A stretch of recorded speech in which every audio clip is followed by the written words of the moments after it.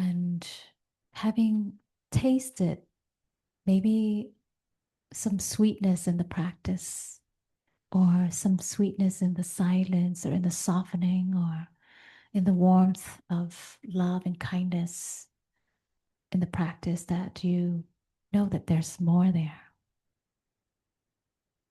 So I invite you to get in touch with that, and to also get in touch with that possibility of freedom and peace and happiness within yourself, that Buddha nature, that kingdom of God.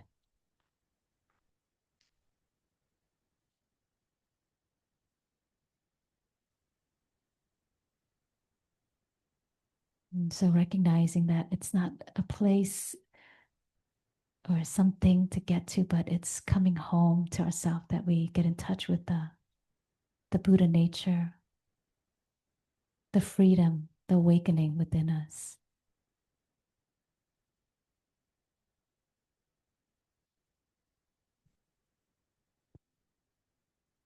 And then I invite you to also bring in all of the ancestors and teachers and guides.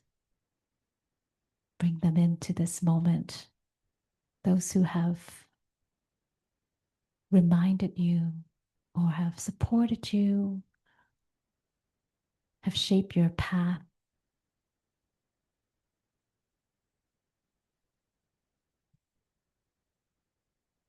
And also the teachings, the Dharma, the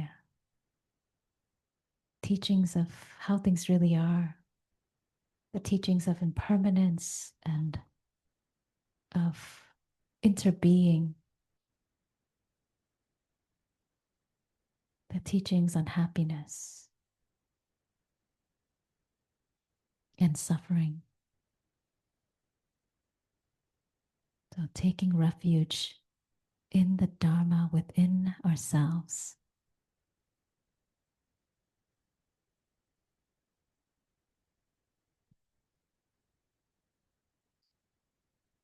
And lastly,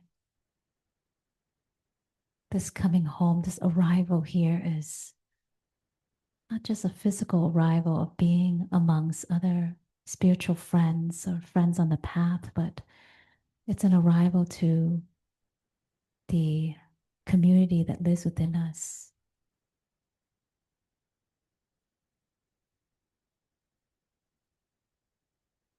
Our family, our loved ones, our pets, our friends, our colleagues, co-workers, everyone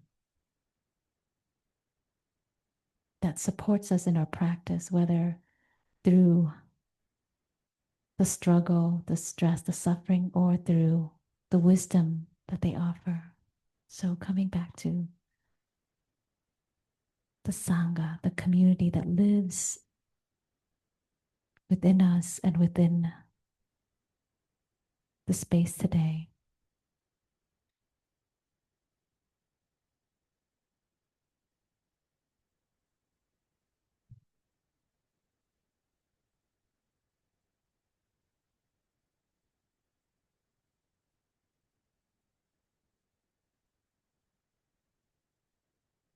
And I invite you now to just get in touch.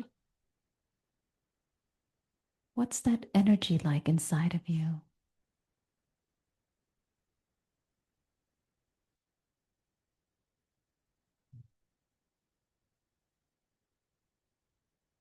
And so choosing a posture now that supports stability, ease, and simplicity.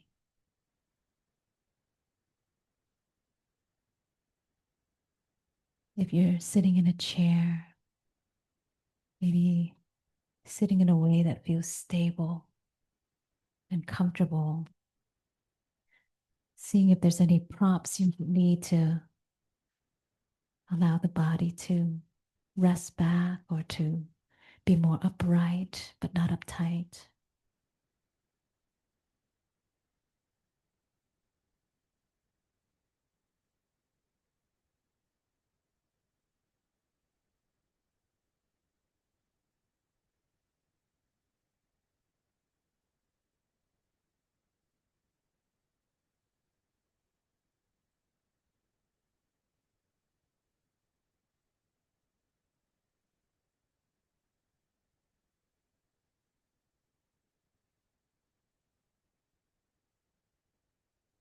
Notice where the body makes contact with the surface, the feet touching the floor, or the body, the sitting bones pressing against the chair or the cushion. Or if you're lying down, noticing where the body touches the surface. Feel the weight of the body. And let that any tension in the body melt into the surface below you.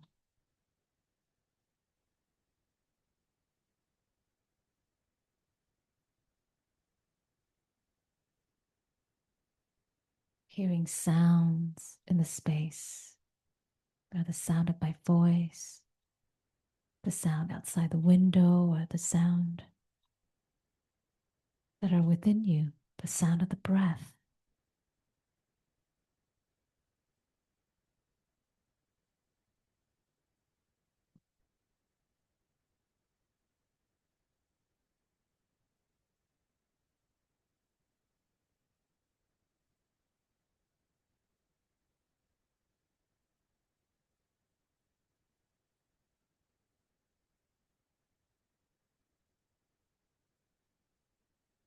Including sound into the experience.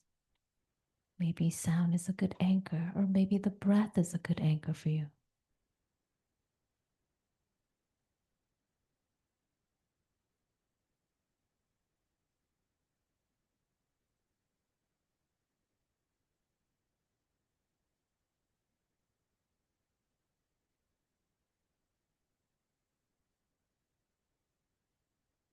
And if you choose the breath as your anchor,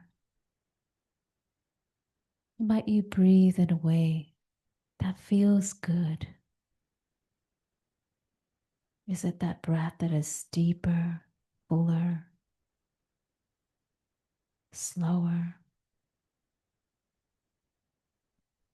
Perhaps initially applying some effort to get to know that healthy breath. Oftentimes, when we're anxious or forgetful or we're rushing, our breath becomes shallow, or we don't know that we're breathing. And with this loving awareness that we bring to the breath, how can the breath nourish the body?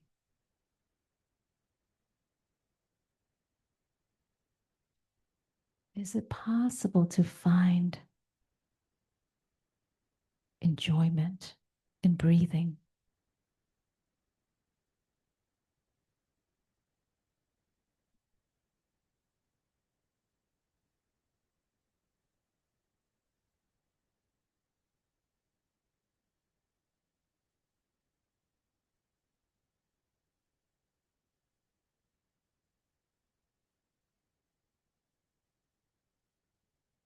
Noticing the in-breath, experiencing it, noticing the out-breath, experiencing the out-breath.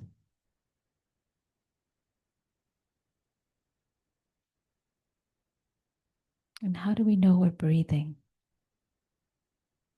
It's through the experience of the body that we know of the breath.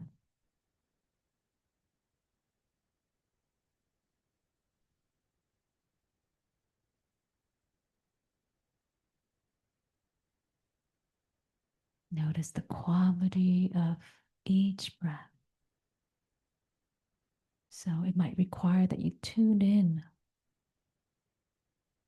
increasing awareness, increasing that energy of mindfulness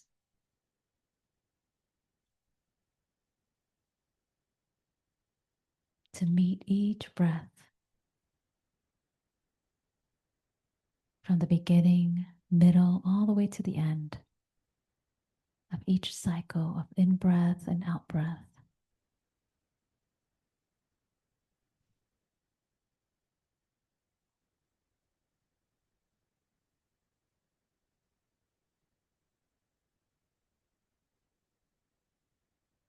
Notice the breath energy throughout the body.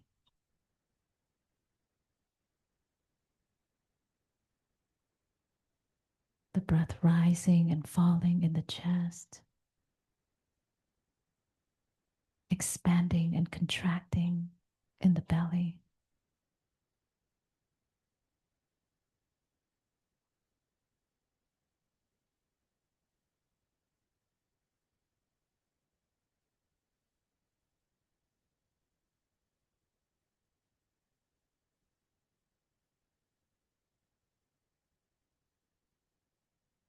And maybe your eyes are open, choosing a focal point, something that's easy to look at, something grounding, maybe a flower,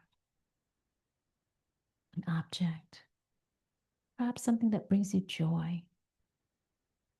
Or if your eyes are closed, noticing what's there behind the eyelids.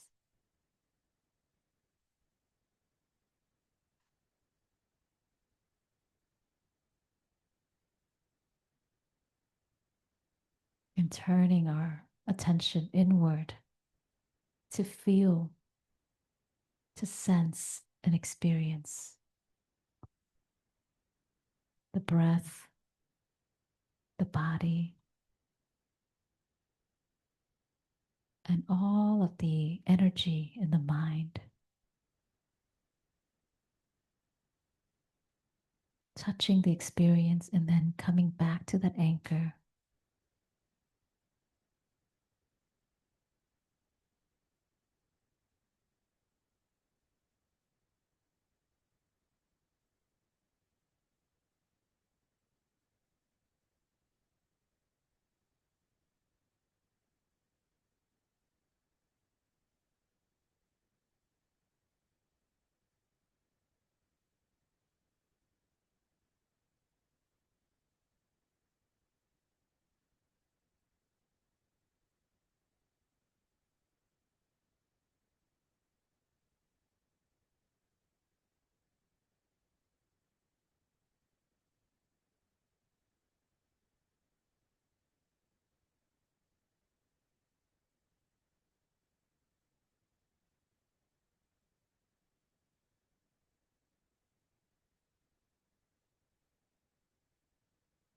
Softening to sensations,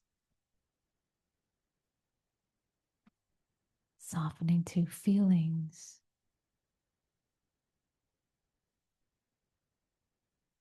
softening to sound.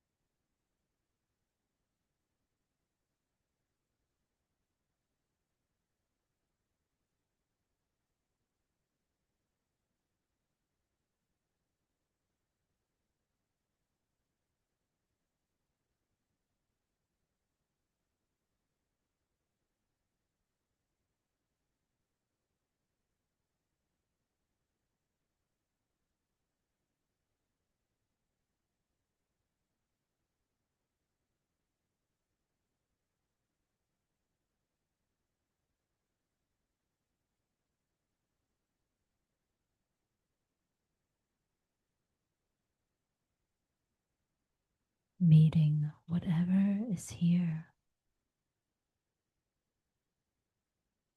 with this quality of kindness, the friendliness that allows, that lets in,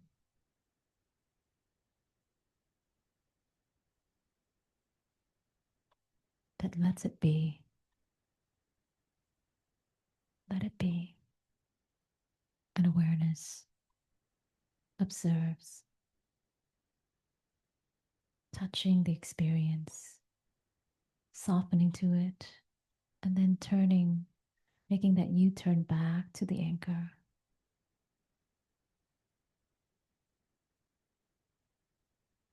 back to an anchor that is supportive and neutral and easy to be with.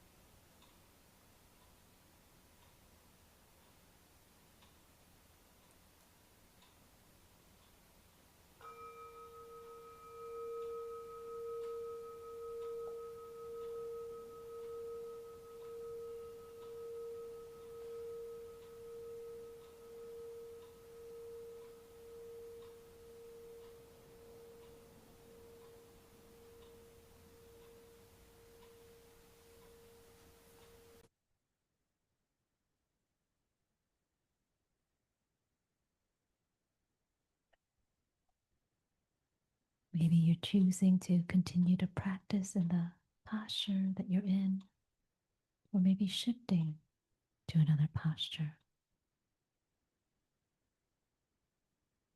Checking in to see,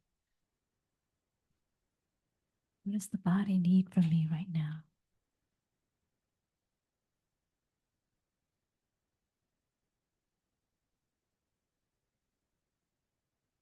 And offering yourself that love, that kindness, that wisdom that knows how to cultivate present moment awareness.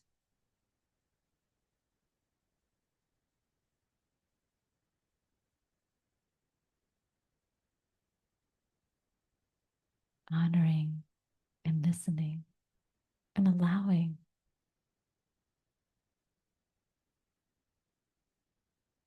for mindfulness to be expressed in any way, any posture.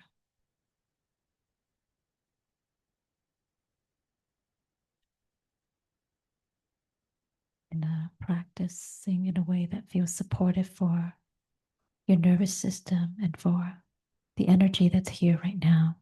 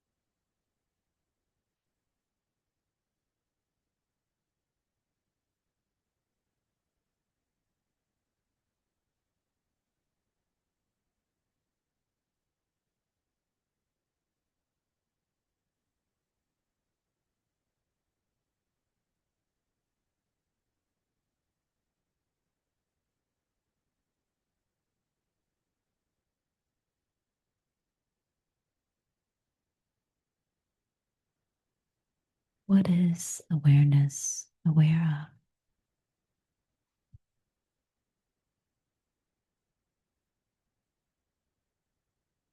Is there a possibility to come close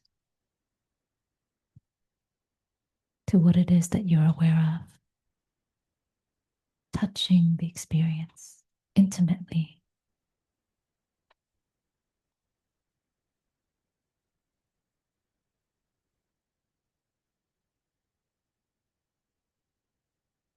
Coming close, getting to know, experiencing that energy in the body, the energy of emotions, of thoughts, obsessions of the mind or impulses.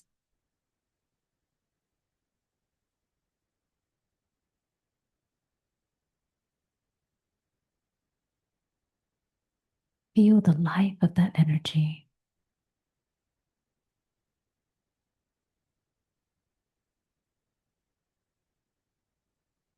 And maybe just by being aware, it begins to shift and change. Or maybe by inviting in the conscious breath, calming and soothing whatever's here.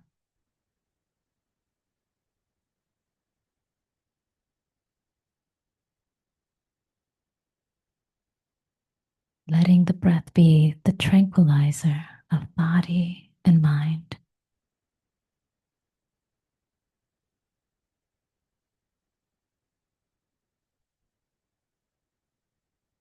And if it becomes too much, you can move back and rest in open awareness, creating space between awareness and the object of awareness.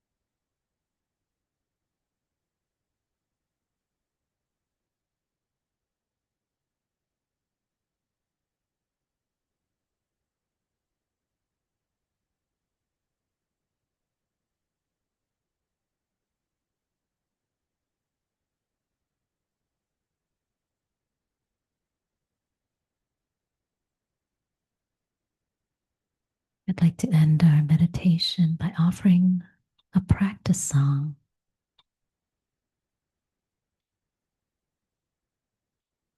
Perhaps imagining your breath is breathing in and breathing out as a object in nature, opening and closing, coming in and out. And see if you can visualize any of these things in nature as you hear the words,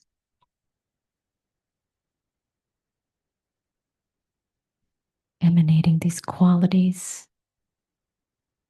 as you breathe in and out.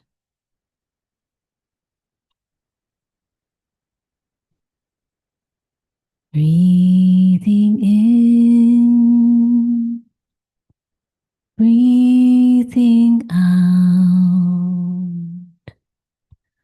breathing in, breathing out. I am blooming as a flower. I am fresh as the dew.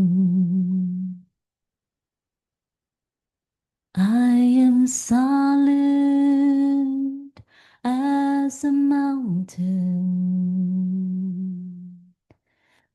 I am firm as the earth. I am free.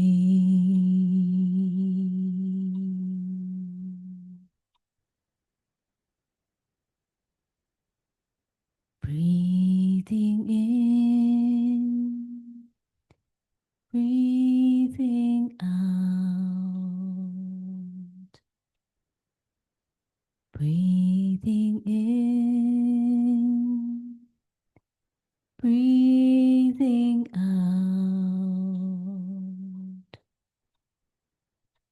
I am water reflecting what is real, what is true. And I feel there is space deep inside of me. I am free. I am free. I am free.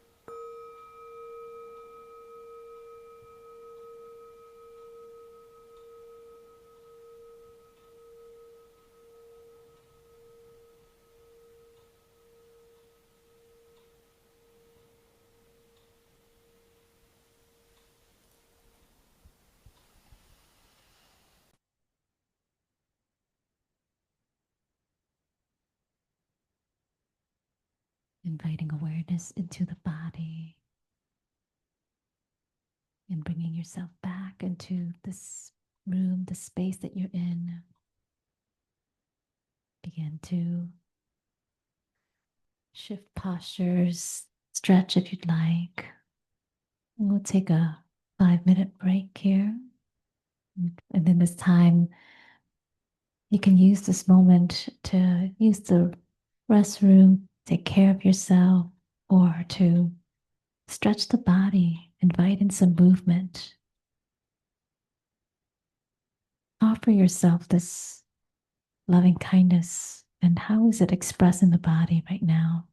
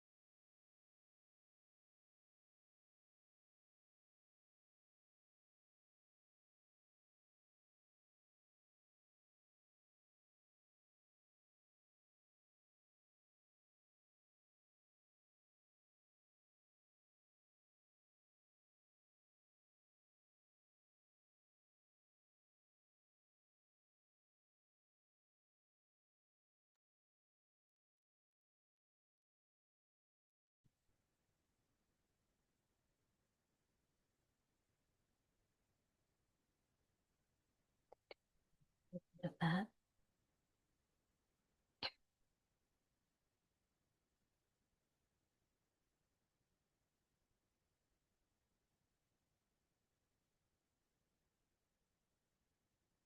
for folks to come back on the screen.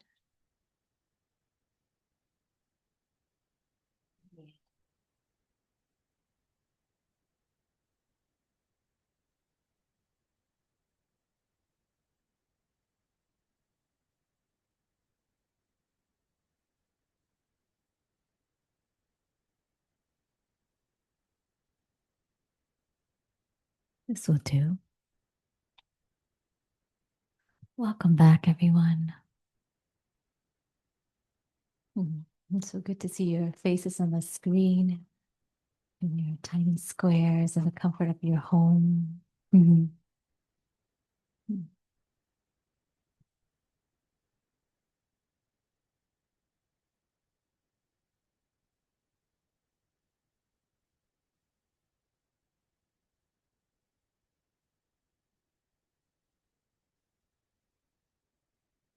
As I was sharing earlier, at the beginning today, a number of us came together and we did something that was against the stream of how things normally are. We practice doing nothing, and how much of our life in general, from the moment we wake up to the moment we put our head down to sleep, we're planning, right? We're going somewhere, doing something, thinking about the past or planning the future or worried about something in the future.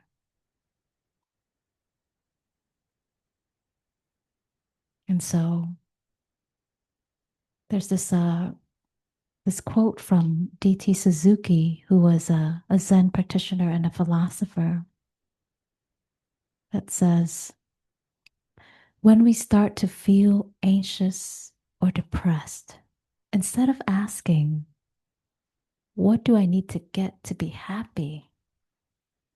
The question becomes, what am I doing to disturb the inner peace that I already have?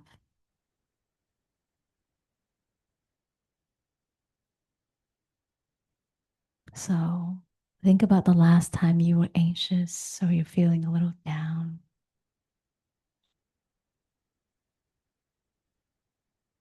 What can I do to get rid of this feeling, this anxiousness? Or what I need to do to get myself to be happy? Right? So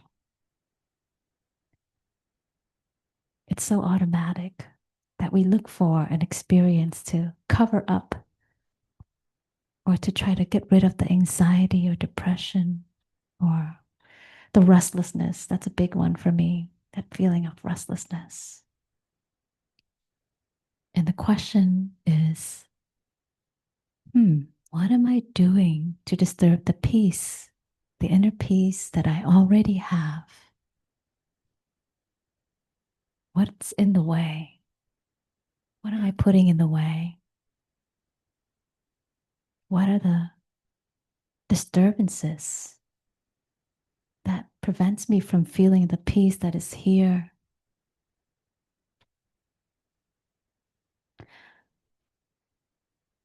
In this morning's meditation with Wake Up Together, as we were sitting, I felt this like jolt of energy in me. And that energy was saying, you still need to send out another email campaign. You still need to submit one more document. And then it went into, maybe you can do it after meditation before you go in and lead this retreat. Maybe you can, between that 8 o'clock and 9 o'clock, maybe you can do it then. And that energy was like, you didn't do enough. You're not enough until you do this. And I just felt this and more, do more.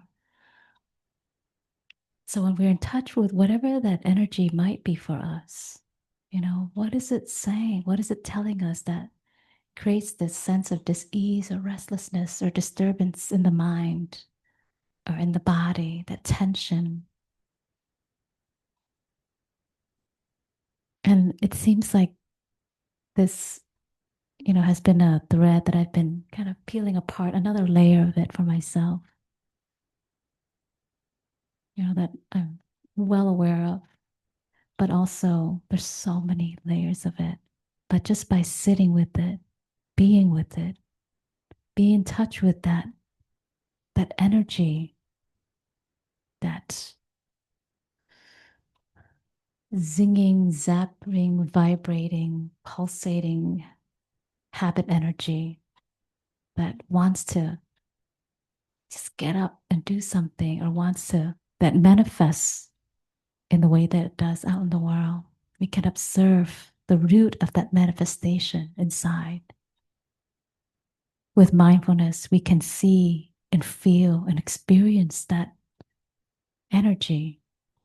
It's a form of tension or restlessness. It's that charge. It's that emotion or idea. And it's that body, the body of that energy. Mindfulness can watch it and can come close to it,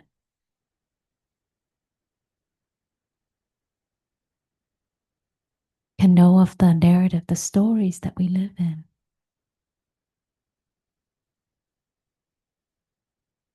And so when I walked out the door this morning, heading here for the day long retreat, I picked up this at the door. Um, it says, don't just something, sit there.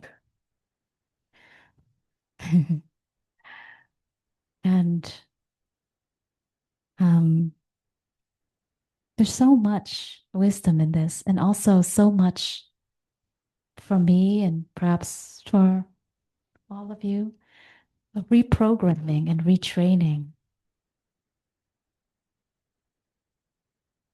And this actually was in my childhood, where every time I would sit on the sofa, my dad would say, don't just sit there, go do something.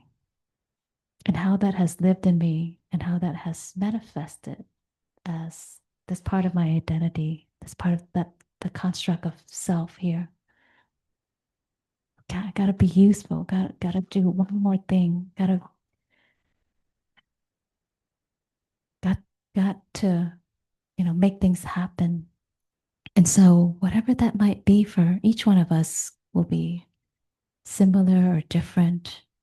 But with mindfulness, we can get in touch with that energy, that charge, that sensation that is creates a sense of disturbance, you know, that disturbs the peace, that is stirring up that still pond, right? It's like that mason jar full of water and full of sand, aggregates, and pebble, and it's just constantly being shaken up, disturbing the peace, the settling down.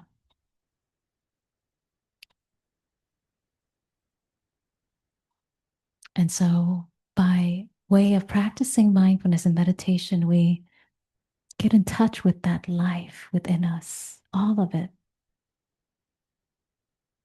The habit energy, the life of that habit energy.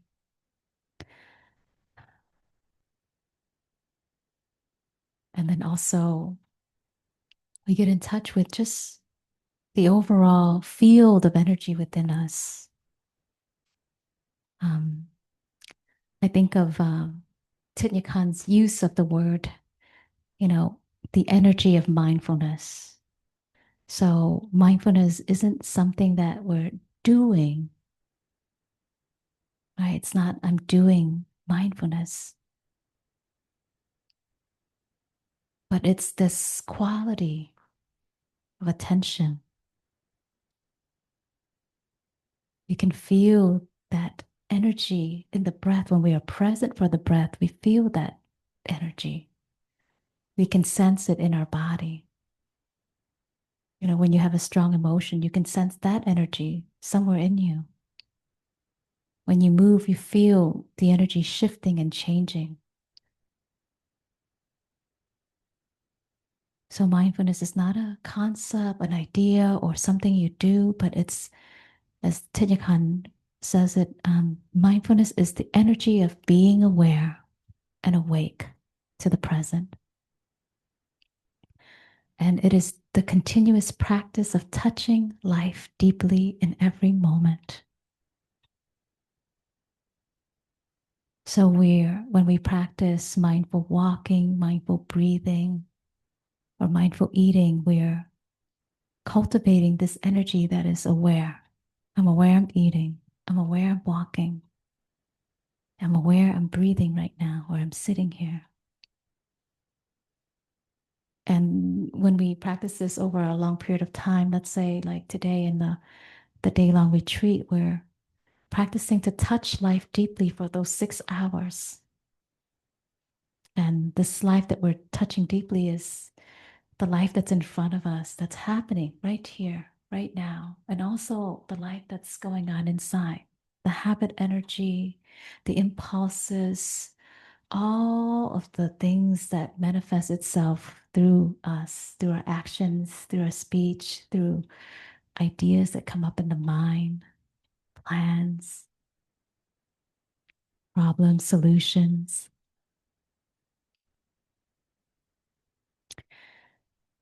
Today, we practice like looking at our food deeply before we ate. And so I invited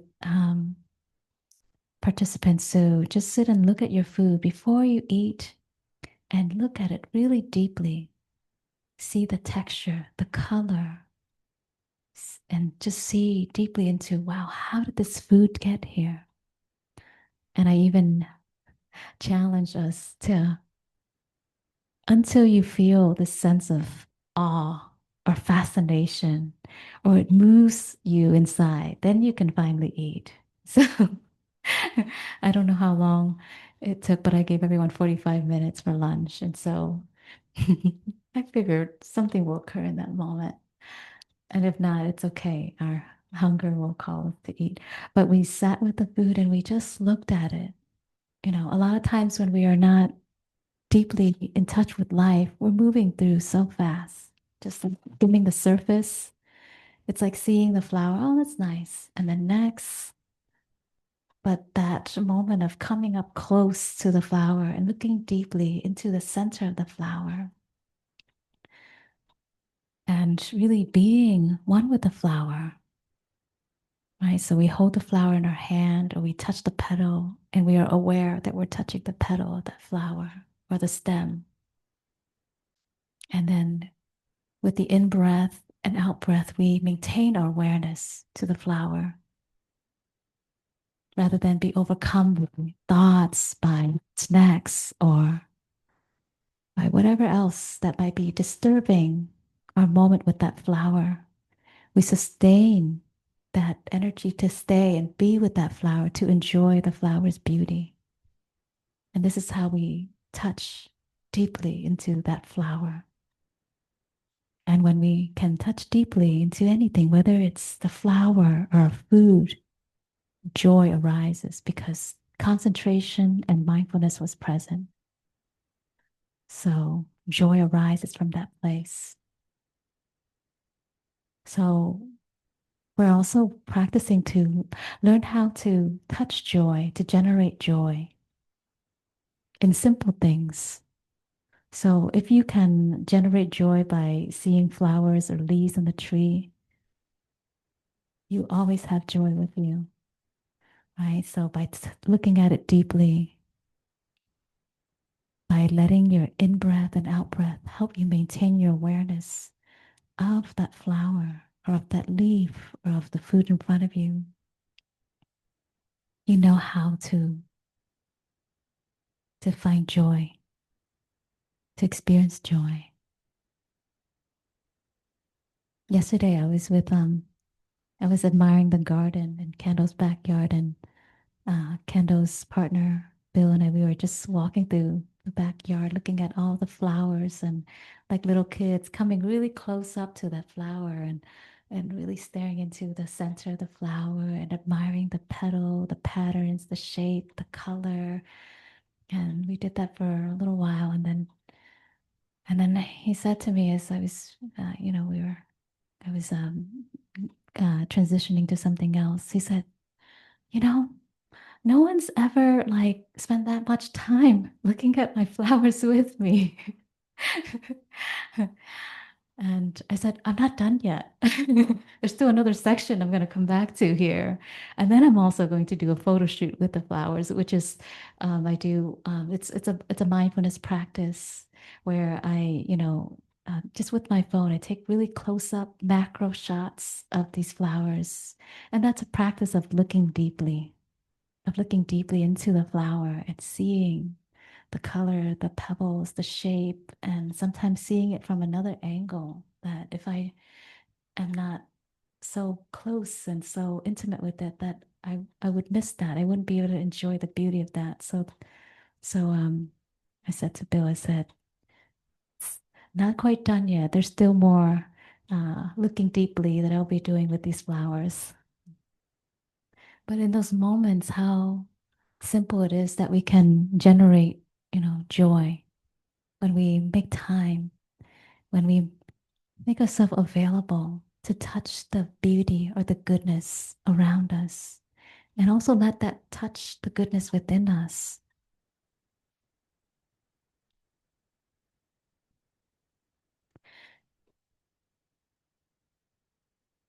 And how do we practice mindfulness in being with our pain,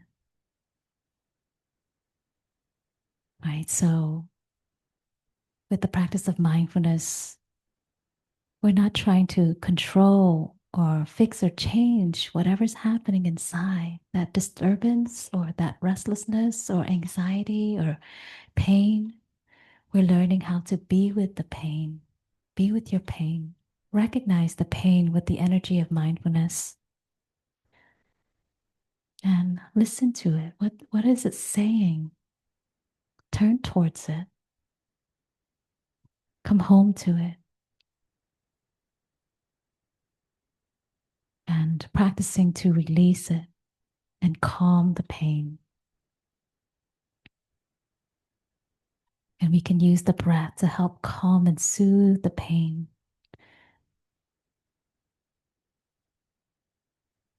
I was thinking about how today we also practice self massage in our retreat. And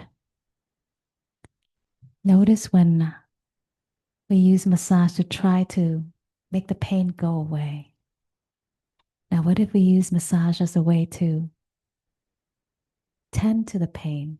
I'm going to give attention to those area of tension, just loving it, caring for it, rather than I'm going to do this to try to get rid of this pain. But it's more of a, this is how I'm going to care for you by being with you, by giving you this extra attention. I was thinking about my pain this week. I had some shoulder and neck pain. And anytime it called to me, I just pause and be with it and just take a few breaths and felt it and then touch those parts and say, I know I'm here. I know you're here. I've come home to be with you.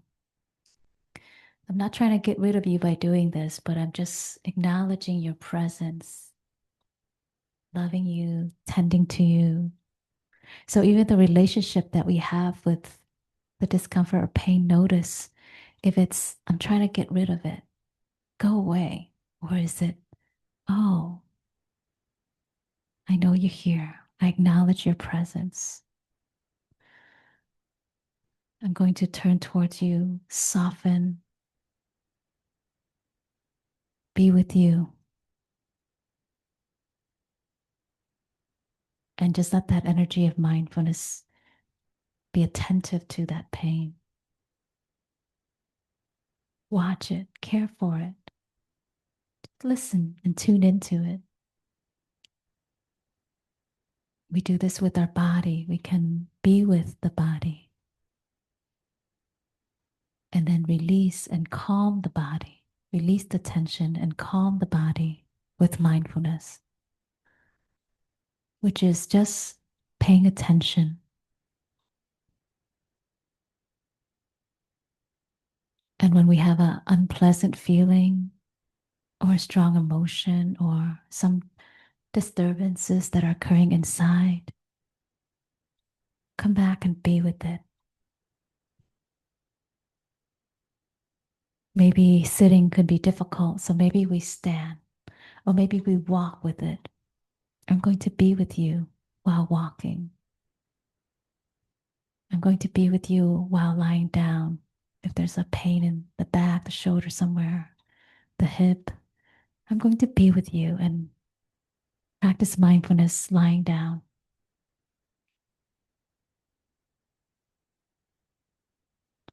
It's a very subtle and refined way to practice. It's just to always observe our relationship to these things. When we're not aware, usually there's a part of us that's wanting to make it go away, right? And anytime we have a expectation, I'm going to do this to make it go away, rather than I'm going to do this as an expression of care and attention to this part within me. That's the shift. That's the way we reframe it that helps the body soften rather than push it away or resist.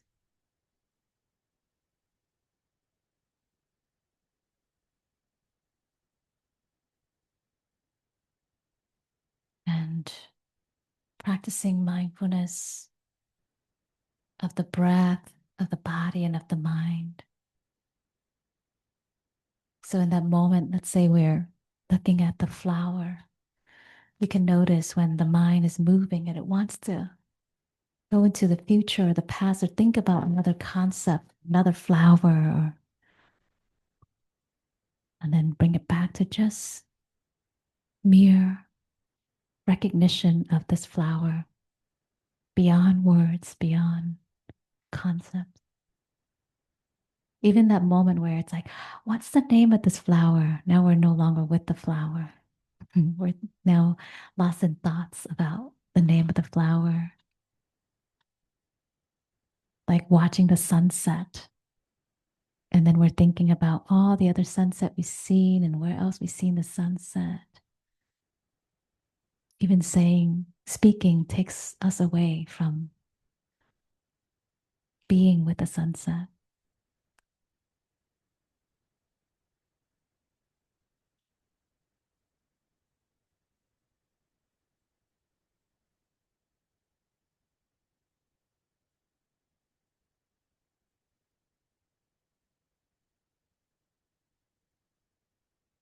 So by practicing and cultivating mindfulness, now we mindfulness give rise to joy and happiness. And now we have that on reserve, and it helps us face the challenges of life. I really like these words from Thich Nhat Hanh from his book on happiness. He says, life is full of suffering. And we can replace the word suffering with stress or just the struggle of life. Life is full of stress or suffering. If we don't have enough happiness on reserve, we have no means to take care of our despair. If we don't have enough happiness on reserve, we have no means to take care of our despair. So enjoy your practice with a relaxed and gentle attitude, with an open mind and a receptive heart. Practice for understanding and not for the form or the appearance. What are we practicing to understand? We're practicing to understand suffering and also understand happiness. Understand what is peace? What is enough?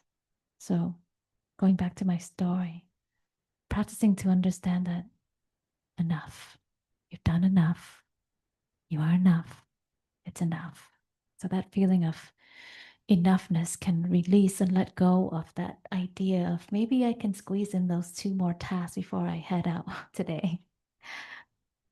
So that recognition of it's enough.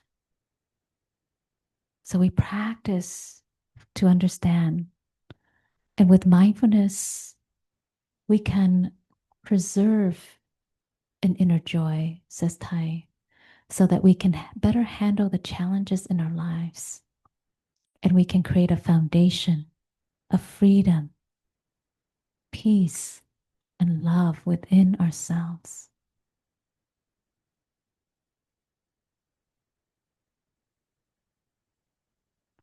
So anytime we feel anxious or depressed, we might look at, where are we creating that barrier to love or care for ourselves? Or what are we holding on to? What are those beliefs or stories or narratives that we're saying that's blocking us from feeling the freedom that's already here, already available to us, or that peace that we already have? It's really radical to think that I'm responsible for my peace. And when I don't have peace, how have I disturbed that?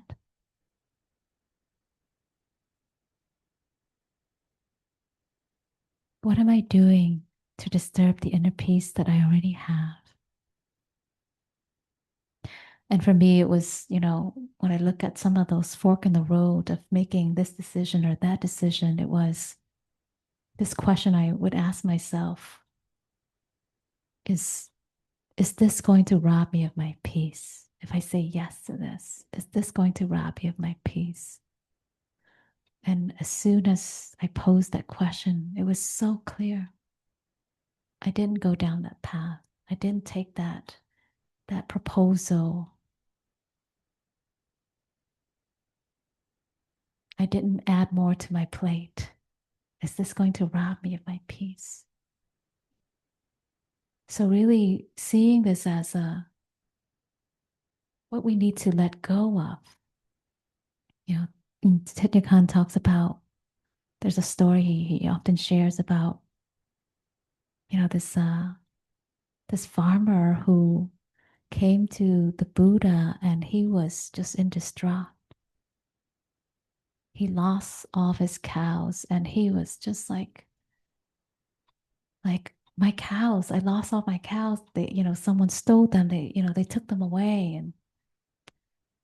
and he was in such distress that he ended up killing himself.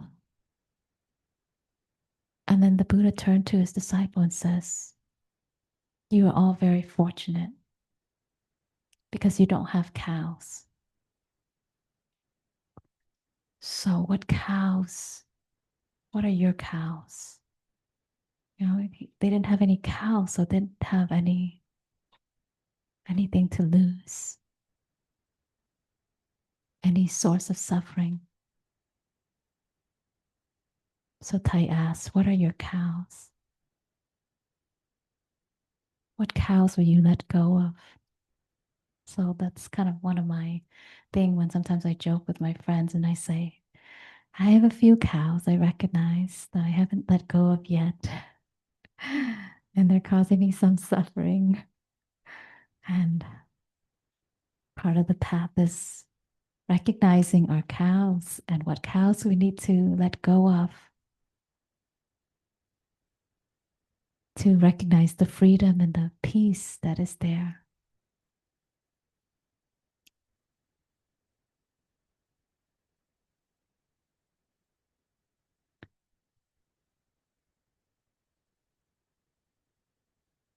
And so this path of practice is not a theory, not a philosophy, but it's a device that helps us to come back to peace, to touch the inner joy within us, and everything that is presented is are practices that we can apply. We're invited to apply that into our life.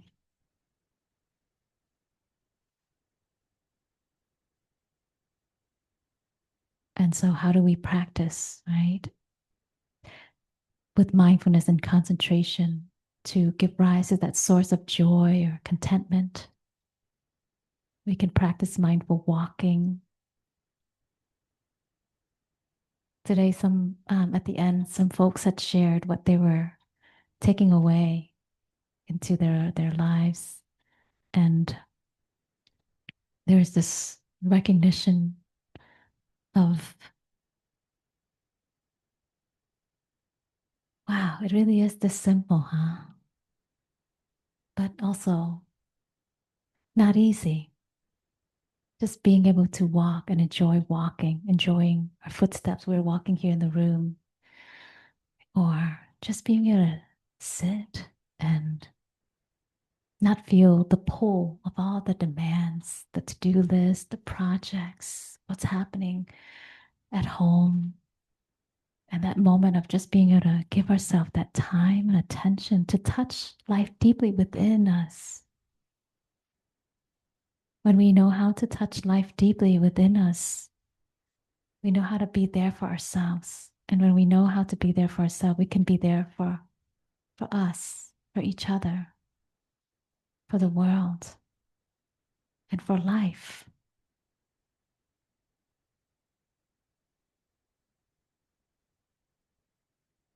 So, is it possible that while there may be a feeling of anxiousness or restlessness, there could also be what's around it, that space around it? Or mindfulness can also know of that relief just upon noticing it. It kind of loosened its grip, or at least we know how to take care of it or be with it.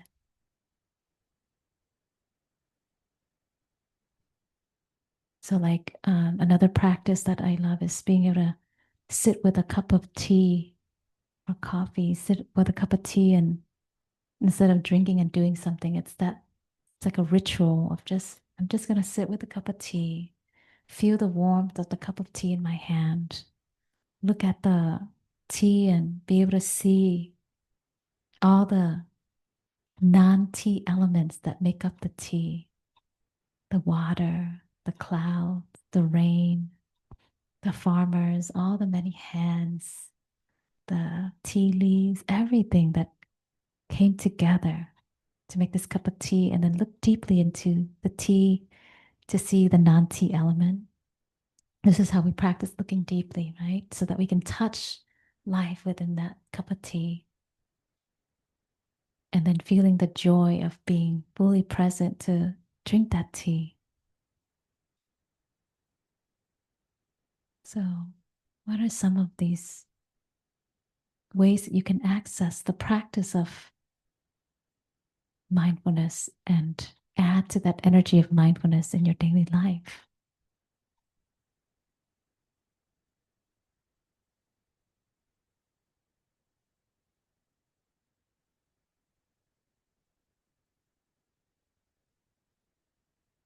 So that we can always turn up the dial of our awareness.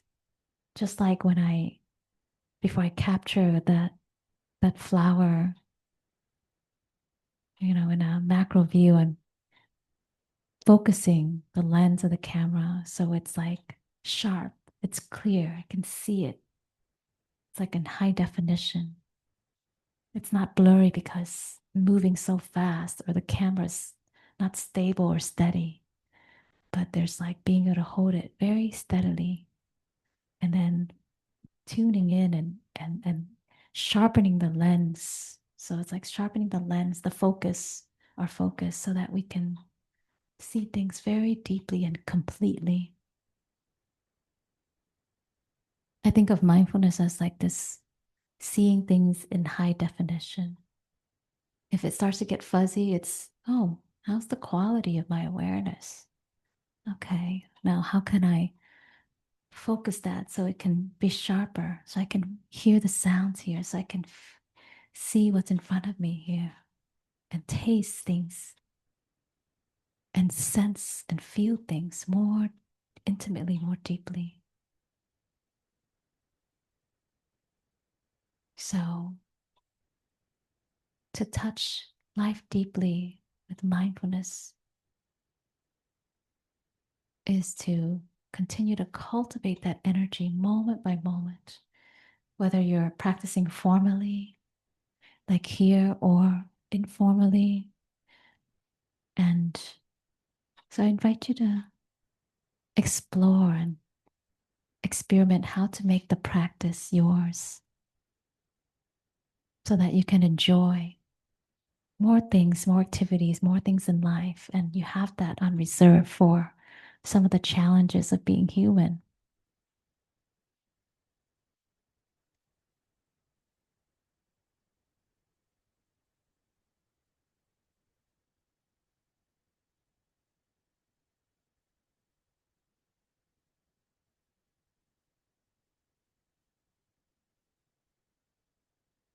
So I want to pause there and invite your reflection into the space, or any question you might have or something you'd like to share that resonated with you or you feel challenged by. All is welcomed here. And please introduce yourself with your name and your pronouns. And for those of you in the room, I'll pass this mic around so that those on Zoom can hear you. And those of you on Zoom, when you want to share, just like Margaret has her virtual hand raised, you can do that so that the person who's speaking knows that you'd like to speak next. Hi, Margaret. Yeah, thank you, Trina. My name is Margaret, and I use she, her as my pronouns.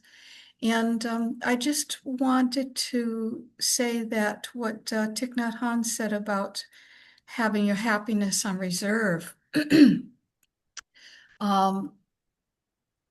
I find that that when I really, and no one really wants to hear this, that I really, when I really take my practice seriously enough to do it on a regular basis, and fortunately I've been doing that, um, um, um, to become centered and quiet and uh, present to the extent that I really recognize um, the how that allows me to have a reserve for when I'm not sitting on the cushion. And it's such an incredible blessing when you notice that you're all right in the midst of the storm.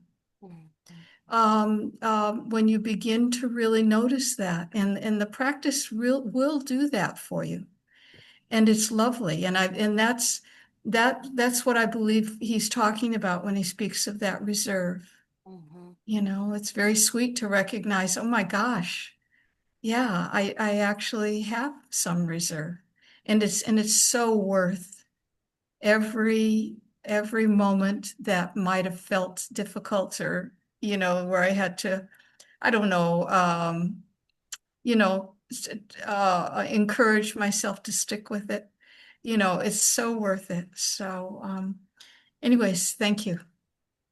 Thank you so much, Margaret. Mhm. Yeah, I appreciate your sharing. Mhm. Yeah.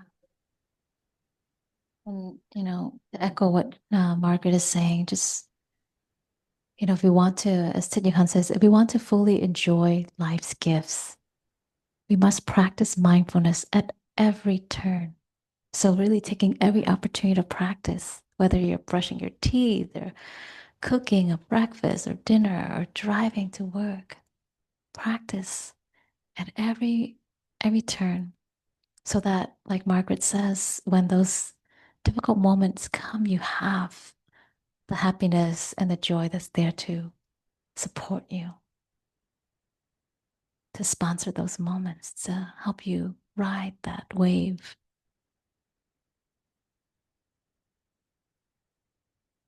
Because in the midst, the depth of that suffering, found the foundation of happiness and joy is there. So we can access that too in those times. We can access the goodness that is there, or the kindness that we've cultivated through loving kindness. That's there. So the more we can practice when things are well, it will help us when things are not well.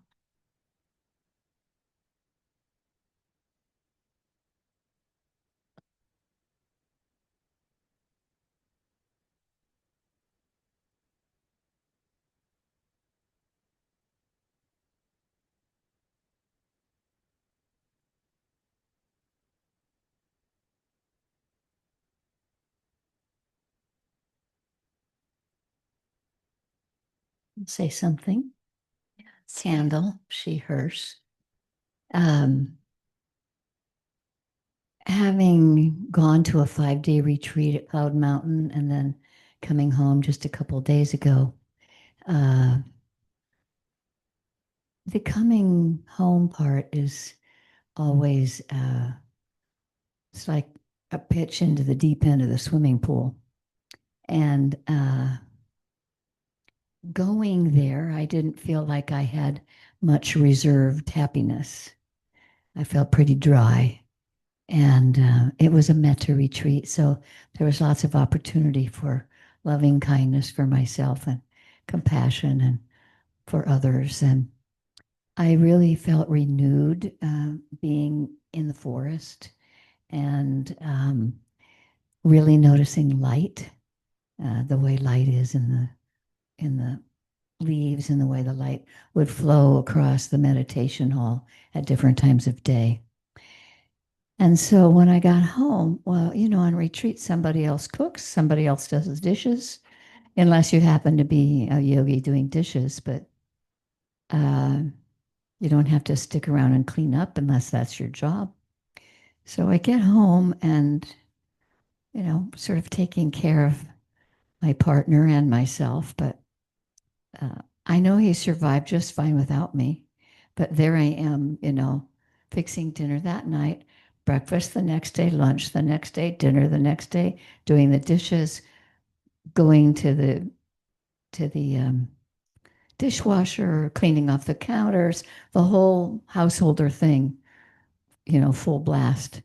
And it's really interesting to watch the resentment as it arises, and then quickly turning to what reserve I had created, and not just saying it blanketly, which I do a lot, like, may I be at ease, or, may I see things more clearly.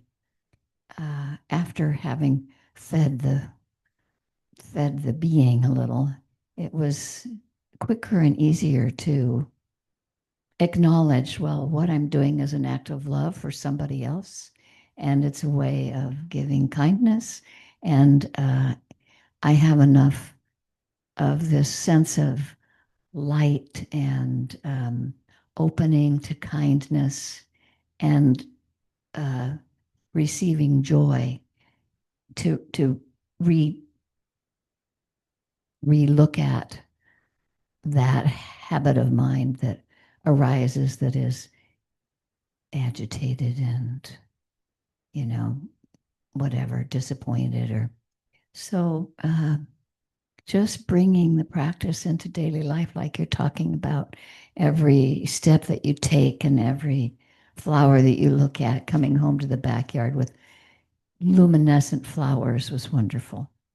But putting mindfulness into exactly what I'm doing so that I can really see the habits of the mind that are right there, was particularly poignant in the last few days.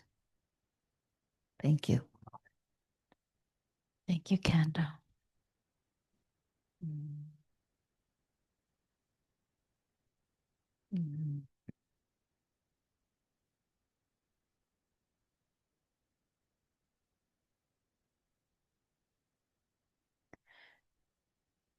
That energy of mindfulness can help us, can catch those moments where we're ready to fall into that dark thought or that negative, thinking, and still the joy, the happiness can bolster us up, just a little bit. And it's neuroplasticity. That's what's occurring when we train and practice consistently and repetitively and with continuity over a stretch of time. We're building that new pathway in the mind.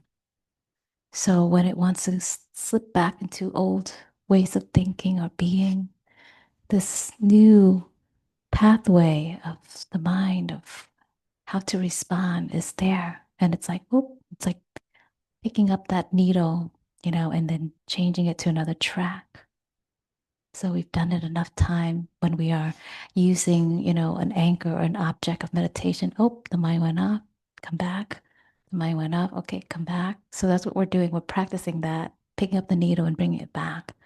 So in those moments in life, on the court, out in our lives, that's what we're, oh, yep, yep. Oh, I see that. Okay, pick up the needle and bring it back to that track of kindness, of joy, of the sense of, okay, I'm enough. I have done enough. I am enough. I'm okay. Right. So, whatever that might be for us, some of those, programming that we have. Mhm. And then just even for me, like even being able to see that I was able to be aware of it and then to be able to change or redirect or pick up the needle and turn, that in itself brings a lot of joy. Ooh, I had a little victory, celebrate. Oh God, okay, yes, I made it. I'm on the other track now. I'm singing the happy song or the love song, the song of joy. So even that can be celebrated. And when we find ourselves, however long we are there, maybe even just giving ourselves a little bit of grace, that kindness, like, of course, I'm going to go down that path. It's like wired into me. Of course, I'm going to want to try to sneak into my laptop while on retreat, and I'm just going to see if I could get that little task. Trust me, I thought about it while I was here when we were on lunch break or during one of our walking meditation. I was like, ooh, no, no, no, come back, be here.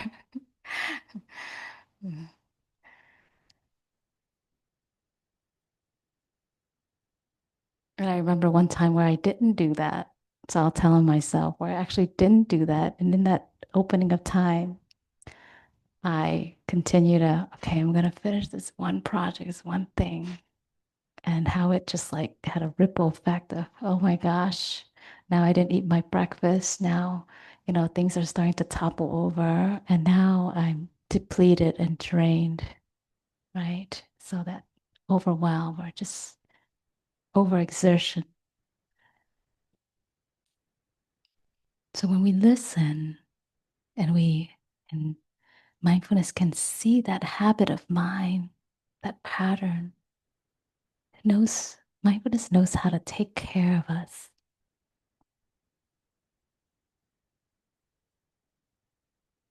It's that loving and kind awareness that is wise, that knows how to take care of us. Anyone else with anything you'd like to share, reflect, any questions?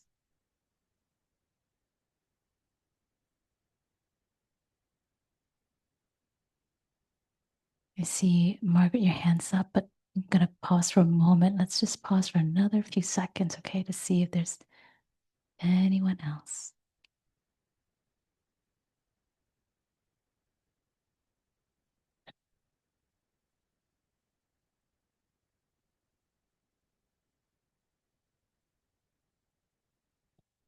All right, Margaret. You'll have to forgive me. I'm so in love with the Dharma that I I know. um You're great. well, I do truly love it. But now isn't mindfulness the gatekeeper Yes. in from the suttas? Yeah, I believe that it is the gatekeeper. Mhm. And it will protect us. Yeah. Yeah. Mhm. Yeah. It will protect us. Yes. Mhm.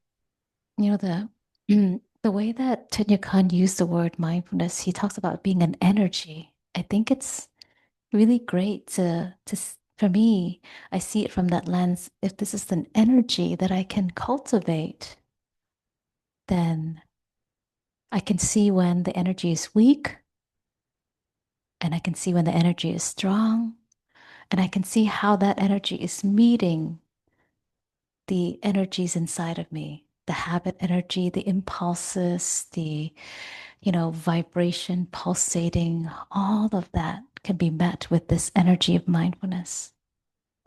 So it's not something that we do or we have, or it's not an idea or a concept, but it's this energy that we can tune into. Mhm. There's so many ways we can talk about mindfulness, right, in different concepts. But yes, it's like that gatekeeper that is aware of and witnessing what's coming in, what's what's passing through the mind, what's staying inside the mind, what's living inside the mind or the heart, what to let in and what to stop at the door. Nope, I'm not going to go down that track. Nope, I'm not going to complain about that. Let me see the good in this.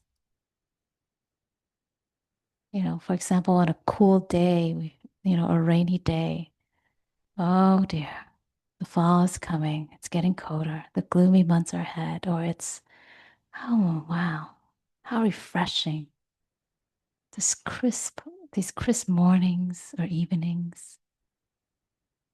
I was in Chicago, and it's really interesting how people in Chicago experience the fall and the colder temperature as it's starting to creep in. They're so positive about the fall. They're like, oh, I just love the fall. I can wear my fall sweaters and the seasons are changing. And I just love that. So we can take some of that joy and, okay, yeah, because in my mind, I'm like, oh no, the gloomy months are almost here. The sun is like closing in on us. Not many more sunny days. So when I hear my Chicago friends and say, oh my gosh, I love the fall. I can't wait to wear the darker colors. It's like, oh, yes. Let me tune into what's good. Mhm. And that's part of the training of the mind, creating new pathways that can see the good in things, even in the most challenging thing. There's that capacity to be able to identify what's still good or what's right, what's possible, or to even see suffering as an opportunity to explore a deeper happiness, a greater peace.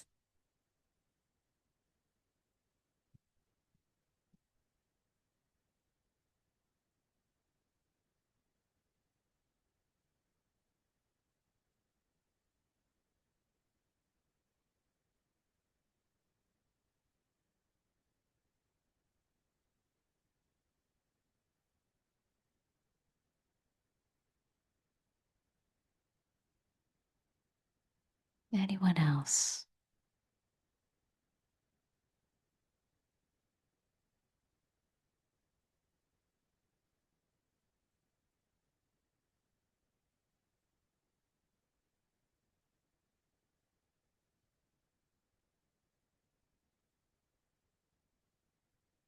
Some of you might have heard this poem, but I'd like to share this poem as we are just talking about happiness here. This is from Naomi Shihab Nye.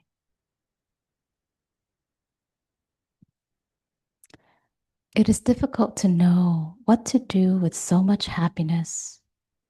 With sadness, there is something to rub against, a wound to tend with lotion and cloth. When the world falls in around you, you have pieces to pick up, something to hold in your hands like ticket stubs or change.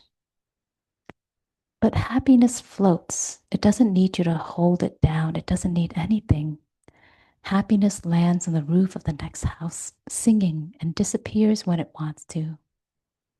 You are happy either way. Even the fact that you once lived in a peaceful treehouse and now live over a quarry of noise and dust cannot make you unhappy.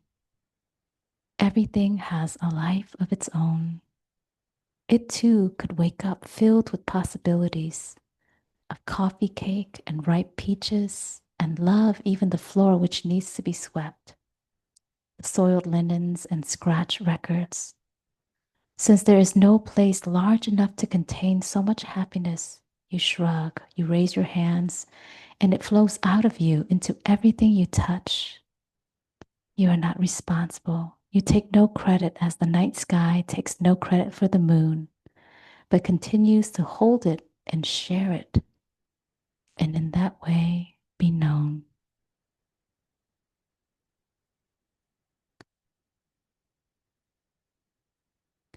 So when we are feeling anxious, sad, despair, instead of asking, what do I need to do? Or what do I need to get to be happy?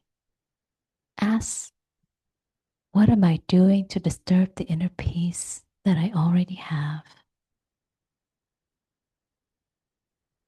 So thank you, friends, for joining me in the practice today. And Pacific Northwest Meditation Community is made possible through your donation. So if you feel called and support our mission, please consider making a donation, however small or large. Right at the door on the table, there's QR codes for our Venmo and Zelle and PayPal. And for those of you on Zoom, I'll put it in the chat here. You can also go onto our website at PNWMeditation.org. The Dana page also has a link to donate or let's see, where is that text? And then we always are looking for volunteers and interested in your feedback, interested in hearing, what you're looking for, what we can offer to support you in the practice and in the path. So the one-day retreats are now happening once a month by way of your feedback. And we'd like to continue to offer the things that will support you in the practice. So every day at 6:30 a.m., I have a morning meditation group that meets at 6:30 a.m. every day. And Kando has a Tuesday tea time, and then also second Monday, and fourth Sunday. And that's happening tomorrow at 6:30. So you can also join Kando's talk and practice time. And then we also have a Nero Sangha group that meets, affinity group, the LGBTQIA, that's the Be Queer Now. And then I don't have this on the website yet, but it's our PDX BIPOC Mindfulness PDX group. Yes, that meets also on Sundays and some Mondays. So, Next week's special guest, Alexis Santos. oh, thank you. Did you want to share? Or you okay? And Kando wanted to share about our guest next week. It's just a little reminder. You'll get it in the announcement this week, and maybe there'll be a blurb on the website. But next week we have guest teacher Alexis Santos, who's a very well-known Dharma teacher. He started a center in Maine, Portland, Maine, the opposite of us, where he's a guest teacher now because he travels and teaches. And he's going to be at Cloud Mountain for the week. So he's going to stop here on Saturday. Wonderful. For our Saturday Sangha next week. So do come then. Yeah, quite an esteemed teacher. So please come and invite your friends. Invite those who are wondering, what do you do on a Saturday afternoon? Why are you not available? And invite them to come and experience, being in a spiritual community, what that's like, being with others and practicing with others, and feeling that energy of mindfulness that we cultivate together, and how that supports us when we bring that back into our lives, into our home, into our own personal practice. So, dear friends, thank you for your presence and for supporting my practice and our shared practice. I wish you well. May you be happy. May you be at peace. Take care, Yes. everyone. Feel free to unmute Thank you. yourself, everyone on Zoom, if you want to say your Yeah, thank you. Mhm. Thank you, everybody. Thank you, Trina, for today. Yeah, it was wonderful. Thank you. So glad. Thank you, Gavin. Welcome. Take care, everyone. Love to you all. Ready for takeoff to infinity and beyond.